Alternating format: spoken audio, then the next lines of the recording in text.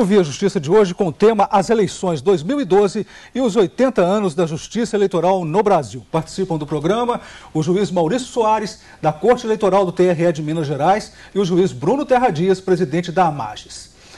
Coibição dos ilícitos eleitorais. Em 1976, a Lei Falcão censurou a propaganda política.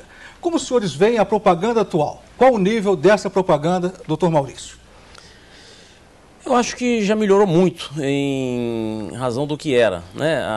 O que mais me incomodava na propaganda era a sujeira que se produzia com ela, né?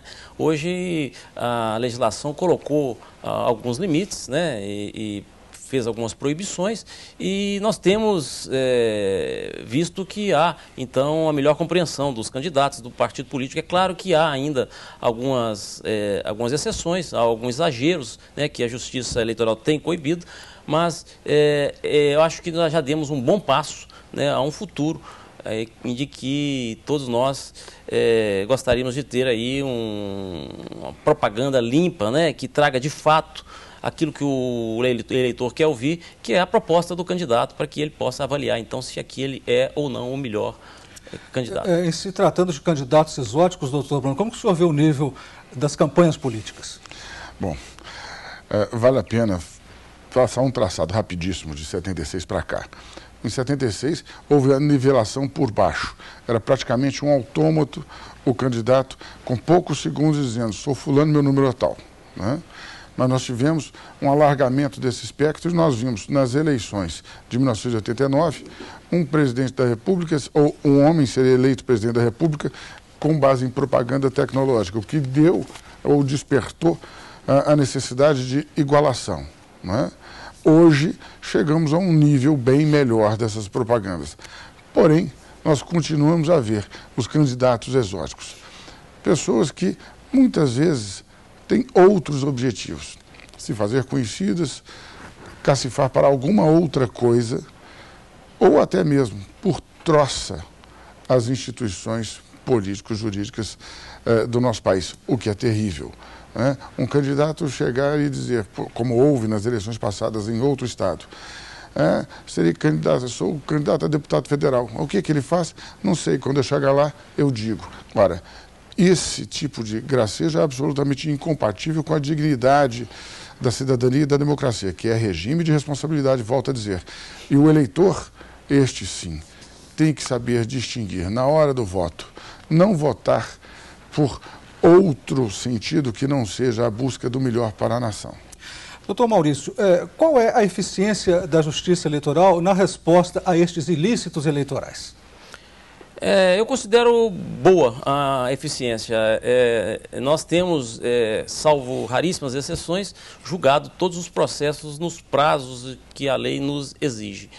Obviamente que um caso ou outro, ou algum detalhe, ou alguma consideração a ser feita em algum processo, alguma dificuldade na colheita de provas pode retardar esse processo. Mas, de forma geral, em números, eu sou capaz de afirmar que a Justiça Eleitoral vem cumprindo, sim, esses prazos que são legalmente exigidos. O senhor poderia citar alguns casos, principais casos levados à Justiça Eleitoral hoje?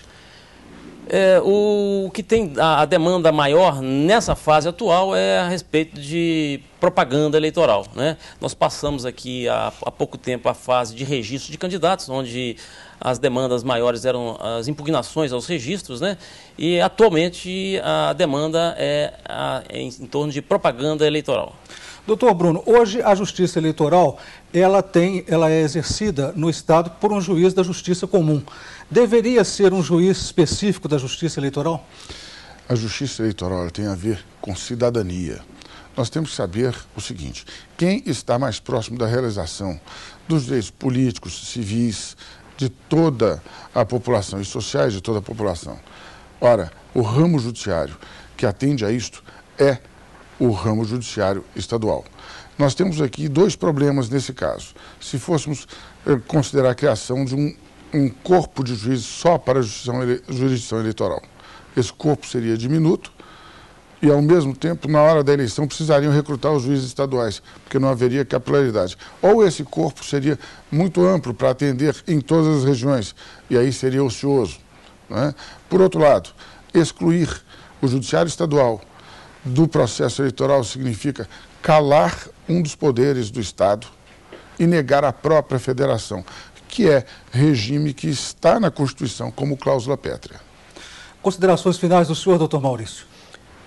O que eu tenho a considerar é que eu vejo nas eleições uma oportunidade para que o eleitor corrija todos esses erros que são afirmados pela população. Entre eles, a escolha de um candidato com retidão de caráter, um candidato limpo, né? Em última análise, o povo é que põe ou tira o candidato daquele mandato. Considerações finais do senhor, doutor Bruno. A Federação Brasileira, a democracia brasileira tem evoluído. É tímida ainda, mas tem evoluído muito. O eleitor tem sabido muito mais e muito melhor quem indicar para os cargos eletivos. Eu espero que assim continue numa evolução, que não haja retrocessos, que haja constante evolução e tenhamos cada vez mais melhores deputados, senadores, prefeitos, vereadores, presidentes, governadores. Pois quanto melhor qualificados forem os nossos mandatários, melhor será a vida de todos nós. Muito obrigado aos senhores pelas participações.